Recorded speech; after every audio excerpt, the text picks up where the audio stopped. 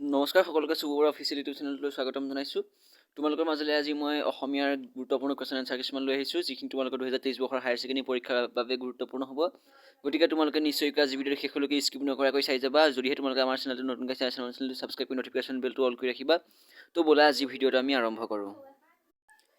তো প্ৰথম কুৱেশ্যন তোমালোকৰ মাজলৈ আহিছে। 1 নম্বৰ কুৱেশ্যনটো, হস্তি বিদ্যায়নৰ পুথি শীৰ্ষক পাঠটি ক'ৰ পৰা সংগ্ৰহ কৰা হৈছে? হস্তি বিদ্যায়নৰ পুথি শীৰ্ষক পাঠটি ক'ৰ পৰা সংগ্ৰহ কৰা হৈছে? তো ইয়াৰ এনচাৰটো হ'ল হস্তি বিদ্যায়নৰ পুথি শীৰ্ষক পাঠটি যোগেন্দ্ৰ নাৰায়ণ ভূঞাই সম্পাদিত সূৰ্যকুমাৰ ভূঞাৰ বিবিধ প্ৰবন্ধ নামৰ গ্ৰন্থখনৰ পৰা সংগ্ৰহ কৰা হৈছে। এবাৰ নেক্সট কুৱেশ্যন তোমালোকে চাবা। হস্তি বিদ্যায়নৰ পুথি শীৰ্ষক প্ৰবন্ধটি প্ৰথমতে ক'ত প্ৰকাশ পাইছিল? হস্তি বিদ্যায়নৰ পুথি শীৰ্ষক প্ৰবন্ধটি প্ৰথমে ক'ত প্ৰকাশ পাইছিল? তো ইয়াৰ এনচাৰটো হ'ব ডক্টৰ সূৰ্যকুমাৰ ভূঞাৰ দ্বাৰা ৰচিত হস্তি বিদ্যায়নৰ পুথি শীৰ্ষক প্ৰবন্ধটি প্ৰথমতে প্ৰকাশ পাইছিল 1953 চনত শুক্লেশ্বৰ বৰা সম্পাদিত জয়ন্তী আলোচনীত প্ৰকাশ পাইছিল। নেক্সট কুৱেশ্যন তোমালোকে চাবা। কটন কলেজৰ প্ৰথমগৰাকী অসমীয়া অধ্যাপকৰ নাম কি? কটন কলেজৰ প্ৰথমগৰাকী অসমীয়া অধ্যাপকৰ নাম কি? তো ইয়াৰ এনচাৰটো হ'ল কটন কলেজৰ প্ৰথমগৰাকী অসমীয়া অধ্যাপকৰ নাম হ'ল ডক্টৰ সূৰ্যকুমাৰ ভূঞা। ডক্টৰ সূৰ্যকুমাৰ ভূঞা। তোমালোকে স্কিপ নকৰাকৈ ভিডিঅ'টো চাই যাবা। তোমালোকৰ মাজলৈ মই ইম্পৰ্টেণ্ট কিছুমান কুৱেশ্যন এনচাৰ লৈ আহিছোঁ। নেক্সট কুৱেশ্যন তোমালোকে মন কৰিবা। ইয়াত 4 নম্বৰ কুৱেশ্যনটো আছে তোমালোকৰ মাজলৈ আহিছে। সূৰ্যকুমাৰ ভূঞাৰ গৱেষণা গ্ৰন্থখনৰ নাম লিখা। সূৰ্যকুমাৰ ভূঞাৰ গৱেষণা গ্ৰন্থখনৰ নাম লিখা। তো ইয়াৰ এনচাৰটো হ'ল সূৰ্যকুমাৰ ভূঞাৰ গৱেষণা গ্ৰন্থখনৰ নাম হ'ল এংলো আছামিজ ৰিলেশ্যনছ 1771 পৰা 1826লৈ। তো এইটো হ'ল ইয়াৰ এনচাৰটো। তোমালোকে নেক্সট কুৱেশ্যন মন কৰিবা। হস্তি বিদ্যায়নৰ সাৰ সংগ্ৰহ পুথিখন কোনে ৰচনা কৰিছিল? হস্তি বিদ্যায়নৰ সাৰ সংগ্ৰহ পুথিখন কোনে ৰচনা কৰিছিল? তো ইয়াৰ এনচাৰটো হ'ব হস্তি বিদ্যায়নৰ সাৰ সংগ্ৰহ পুথিখন সুকুমাৰ বৰকাথাই 1654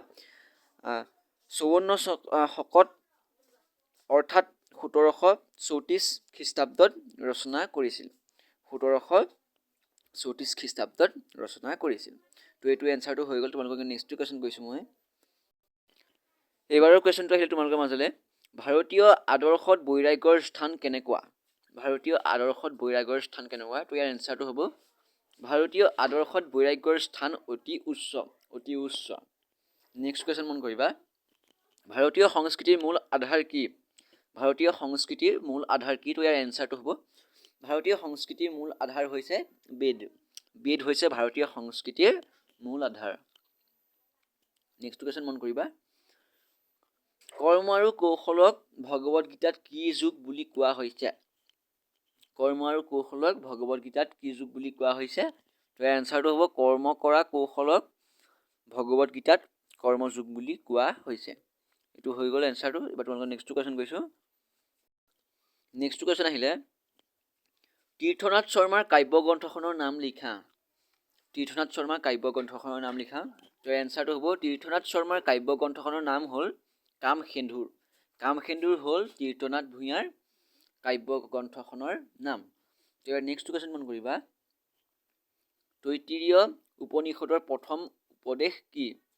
তো ইয়াৰ এনচাৰটো হ'ব তৈত্তিৰীয় উপনিষদৰ প্ৰথম উপদেশ হ'ল সত্য আৰু ধৰ্ম।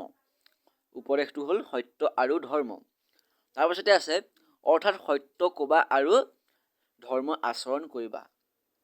ইয়াৰ উপদেশকেইটা হ'ল সত্য আৰু ধৰ্ম, অৰ্থাৎ ইয়াৰ উদ্দেশ্যটো হ'ল সত্য ক'বা আৰু ধৰ্ম আচৰণ কৰিবা। এইবাৰ তোমালোকে এটা মষ্ট ইম্পৰ্টেণ্ট কুৱেশ্যন আহিছে। জ্যোতিপ্ৰসাদ আগৰৱালা জয়মতী কথাছবিৰ কাহিনীৰ উৎস কি? কুৱেশ্যনটো তোমালোকে মই আকৌ কৈছোঁ, তোমালোকে নিজৰ বহীত ভালদৰে লিখি লোৱা। জ্যোতিপ্ৰসাদ আগৰৱালা জয়মতী কথাছবিৰ কাহিনীৰ উৎস কি? তো ইয়াৰ এনচাৰটো হ'ব জ্যোতিপ্ৰসাদ আগৰৱালা জয়মতী কথাছবিৰ কাহিনীৰ উৎস হ'ল লক্ষ্মীনাথ বেজবৰুৱাই ৰচনা কৰা জয়মতী কুঁৱৰী নামৰ নাটখন। ঠিক আছে। জ্যোতিপ্ৰসাদ আগৰৱালা জয়মতী কথাছবিৰ কাহিনীৰ উৎস হ'ল লক্ষ্মীনাথ বেজবৰুৱাই ৰচনা কৰা জয়মতী কুঁৱৰী নামৰ নাটখন। ইয়াৰ কুৱেশ্যনটো কি আছিলে? জ্যোতিপ্ৰসাদ আগৰৱালা জয়মতী কথাছবিৰ কাহিনী উৎস কি আছিলে? কাহিনী উৎসটো কি আছিলে?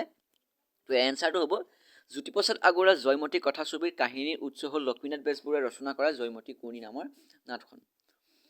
আৰু তোমালোকক মই ইতিমধ্যে বহুতো ভিডিঅ' বনাই থোৱা আছে 2023 বৰ্ষৰ হায়াৰ ছেকেণ্ডেৰী পৰীক্ষাত আহিবলগীয়া অসমীয়া, পলিটিকেল ছায়েন্স আৰু এডুকেশ্যন, ইংলিছ সকলোৰে বনাই থোৱা আছে। গতিকে তোমালোকে যদিহে নাই চোৱা ভিডিঅ'সমূহ নিশ্চয়কৈ তোমালোকে আমাৰ চেনেলটো গৈ তোমালোকে ভালদৰে এই কুৱেশ্যনখিনি চাই লোৱা। মই তোমালোকক আৰু দি থোৱা আছে। এইবাৰৰ কুৱেশ্যনটো তোমালোকৰ মাজলৈ আহিছে, জ্যোতিপ্ৰসাদ আগৰৱালাই নিৰ্মাণ কৰা কথাছবি দুখনৰ নাম লিখা। জ্যোতিপ্ৰসাদ আগৰৱালাই ৰচনা কৰা প্ৰথম কথাছবি দুখনৰ নাম লিখা। তো উত্তৰটো হ'ল জ্যোতিপ্ৰসাদ আগৰৱালাই নিৰ্মাণ কৰা কথাছবি দুখনৰ নাম হ'ল জয়মতী আৰু ইন্দ্ৰমালতী। জয়মতী আৰু ইন্দ্ৰমালতী হ'ল জ্যোতিপ্ৰসাদ আগৰৱালাই নিৰ্মাণ কৰা কথাছবি। তো এইটো হৈ গ'ল। তোমালোকৰ মাজলৈ আজি এইখিনি কুৱেশ্যনকে লৈ আহিলোঁ আৰু তোমালোকৰ মাজলৈ মই কুৱেশ্যন এনচাৰ লৈ আহিম। গতিকে তোমালোকে নিশ্চয়কৈ আজি ভিডিঅ'টো স্কিপ নকৰি চোৱাৰ বাবে তোমালোকক ধন্যবাদ জনাইছোঁ। আমাৰ চেনেলটো যদি তোমালোকে নতুনকৈ আছে আমাৰ চেনেলটো ছাবস্ক্ৰাইব কৰি নটিফিকেশ্যন বেলটো অল কৰি ৰাখিবা। আৰু তোমালোকে যদি মোৰ লগত কথা পাতিব বিচাৰে তেনেহ'লে মোক ইনষ্টাগ্ৰাম আৰু ফেচবুক পেজত তোমালোকে ফ'ল' কৰি দিবা। তো আজিলৈ ধন্যবাদ।